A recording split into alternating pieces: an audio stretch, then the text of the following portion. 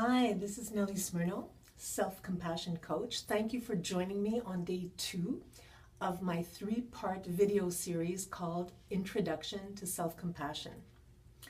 In the first part, we talked about what exactly self-compassion is and how it comes, and it's basically defined in 3 components.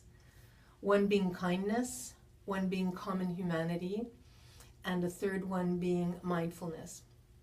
Today we're going to talk about how we came to be a culture that, it's a generalization, but where many people lack self-compassion towards themselves and experience either self-loathing or extreme harshness towards self. So we're going to look at that.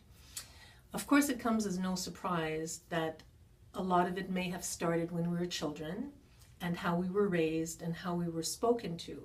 But that's a part of the answer. It's absolutely not the totality of what happens, because some people who were raised in very loving and non-judgmental ways can still have major problems with self-compassion because of the other factors that affect our lives.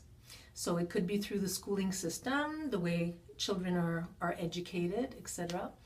But also, I think, in my own humble opinion, that a lot of it comes from how we're bombarded in society with the messages that we get. And so in a Western culture, we tend to emulate and put on pedestals the rich, the powerful, the beautiful, and that looks like the image that we're supposed to aspire to. And so we're constantly sent these messages through our lives that this is the optimal goal of what to strive for. And of course, most of us can't compete with that. Marianne Williamson, the author, when she describes of how we were spoken to earlier on by whoever that may be, that affected us, and she said something, I hope I don't misquote her, but she would say something like, they were mean to us, but we are brutal. It's like we take that meanness and we take it to another level when it comes to ourselves. We're extremely harsh when we deal with ourselves internally. Now, one of the reasons has been studied apparently in research, because why, if we know that, why don't we stop it? And what the main motivator that came out as to why we keep doing that is motivation. We think that if we stop being hard on ourselves, we're going to lose motivation, we won't perform, we'll get lazy, we won't succeed. So it's this belief that's running us, that's telling us that we can't stop doing this, because if not, we're never going to perform. And other studies have shown that this actually doesn't work. It may work temporarily, but over the long run, because it's creating so much internal stress and raising the cortisol levels and the stress hormones, that it depletes the system and the body, and people can either turn into, towards depression, or perhaps just stop trying in general to do something because it's so painful when they can't succeed. So in the long run, the system doesn't work. It doesn't pay off. Although in the short term it may. It may work for a little while and then it stops. In Western society, one of the main gauges for mental well-being for many years was how they measured self-esteem. So if someone was judged to have a high level of self-esteem, chances are they felt good about themselves. And the more that was studied also, interesting things have come up, because it's not, the problem isn't that we have high self-esteem. The problem is how we get it. So in our culture, one of the worst things that we're told is to be ordinary. It's not okay to be ordinary, apparently. We have to be above average. We have to excel. So when we put that kind of pressure on people, believing that that's what has to happen, there's a high level of striving for accomplishments. And when we do accomplish and we're rewarded for it and we feel really good about ourselves, we could say that our self-esteem is high.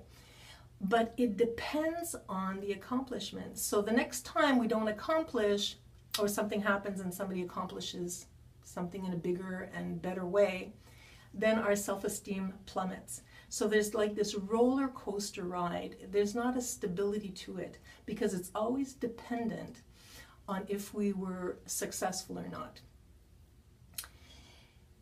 This is where self-compassion comes in. It addresses our life in a very, very different way. So for example, when we're dealing with self-esteem, we're comparing ourselves to other people. So we tend to puff ourselves up and put others down. And when I read this and thought about it, I was quite shocked because it makes so much sense to me, but I hadn't realized it. Because in order to feel better than, we have to look down upon somebody, and that makes us feel good. We're not intending to do that, but that's how we've been programmed, that's how we feel is better than average. So in order to do that, you have to sort of look down on someone. When you look at self-compassion doesn't judge and compare. Self-compassion is very inclusive. So it has only to do with us. It doesn't have to do with how we are in comparison to somebody else.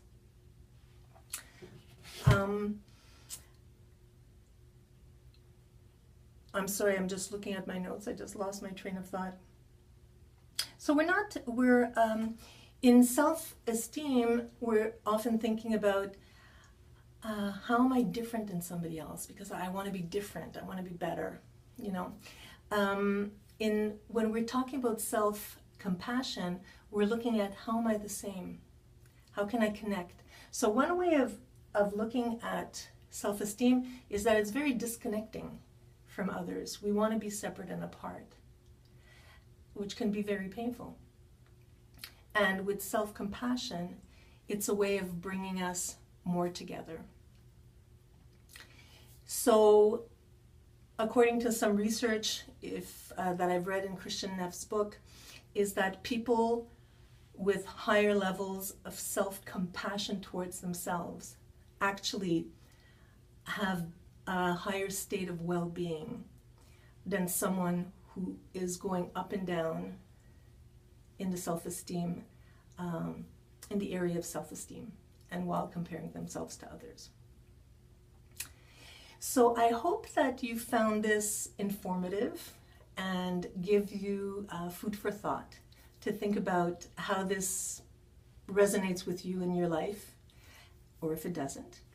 And if you'd like, I'd love to hear your comments. If you could post them, I'd love to read them, and I would respond, because this may be seen as controversial to some people. So I would be very interested in hearing what people have to say. And in our third and last video, we're going to talk about how can we bring in more self-compassion into our lives. And I have some very simple ways of looking at that. Like I said, in order to break the cycle that we've created of being unkind to ourselves. So change starts with small steps, but you can see tremendous amount of change in a short period of time if you start being more aware of this process. And I'm also going to give you my favorite tip for increasing your self-compassion towards yourself that may surprise you. It works wonders for me, so I'm going to share that with you on the last video. So thank you very much for being here, and I hope to see you on video number 3. Thank you. Bye.